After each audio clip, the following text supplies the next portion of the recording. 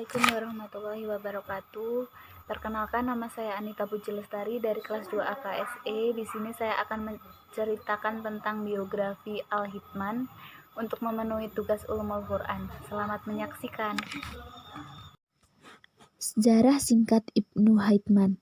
Nama lengkap Ibnu Hithman adalah Abdul Ali Muhammad Al-Hasan Ibnu Al-Hithman.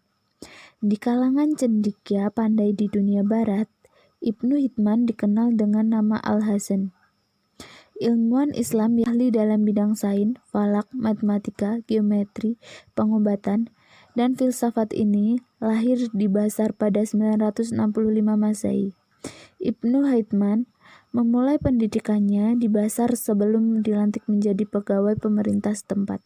Setelah beberapa berkhidmat dengan pemerintah setempat, beliau mengambil keputusan untuk merantau ke Aswas dan Baghdad karena kecintaannya kepada ilmu telah membawanya berhijrah ke Mesir.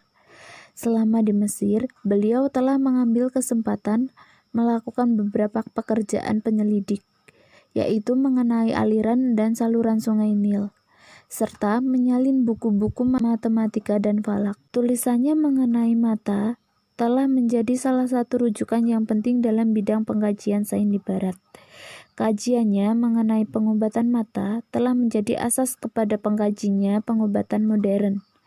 Selain sains, Ibnu Hithman juga banyak menulis mengenai falsafat, logika, metafisika, dan persoalan yang berkaitan dengan keagamaan.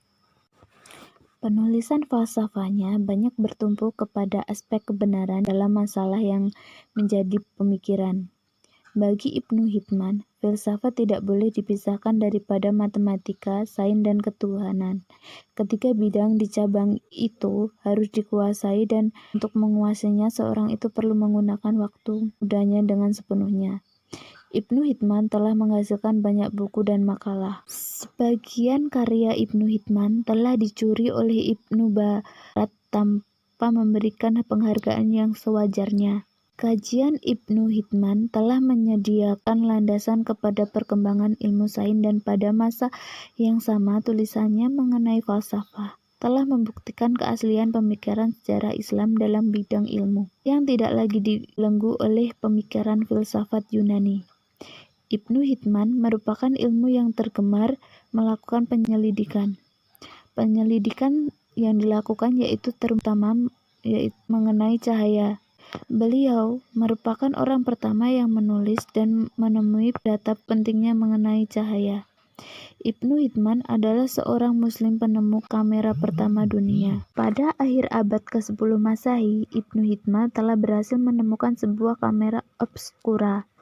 Mahakarya Ibnu Hithman yang paling monumental merupakan penemuan yang sangat inspiratif yang dilakukan oleh Ibnu Hithman bersama Kamaluddin Al-Faris. Keduanya berhasil meneliti dan merekam fenomena kamera obskura. Penemuan ini berawal ketika keduanya mempelajari gerhana matahari. Untuk mempelajari fenomena gerhana tersebut, Ibnu Hithman membuat lubang kecil pada dinding yang mungkin citra matahari semi nyata diproyektif melalui permukaan darat. Kajian ilmu optik berupa kamera obskura itulah yang didasarkan kinerja kerja kamera yang saat ini digunakan umat manusia. Setelah penemuan fenomena Al-Hithman ini, di dunia barat telah terinspirasi dan memperkenalkan kamera pada abad ke-16 Masehi. Ilmuwan-ilmuwan barat terinspirasi oleh penemuan Al-Hithman. Kepler meningkatkan fungsi kamera itu dengan menggunakan lensa negatif di belakang lensa positif, sehingga dapat memperbesar proyektor gambar.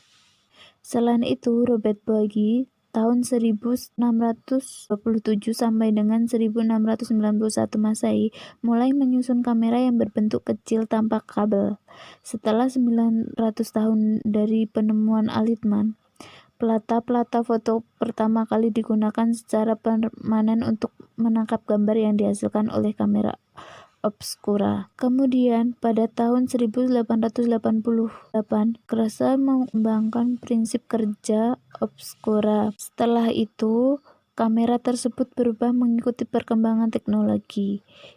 Ibnu Hithman juga turut melakukan pencobaan terhadap kaca yang dibakar, dan dari situ dihasilkan teori lensa pembesar. Teori itu telah digunakan oleh para sains di Italia untuk menghasilkan kaca pembesar. Yang lebih menakjubkan, ketika Ibnu Hikmah telah menemukan prinsip isi padu udara sebelum seorang sains yang bernama Triscal mengetahui masalah ini pada 500 tahun kemudian. Ibnu Hikmah juga telah menemui kewujudan tarikan gravitasi sebelum Isaac Newton mengetahuinya. Selain itu, teori Ibnu Hikmah mengenai jiwa manusia sebagai suatu renta perasaan yang bersambung-sambung secara teratur telah memberikan ilham kepada saintek barat untuk menghasilkan wayang gambar.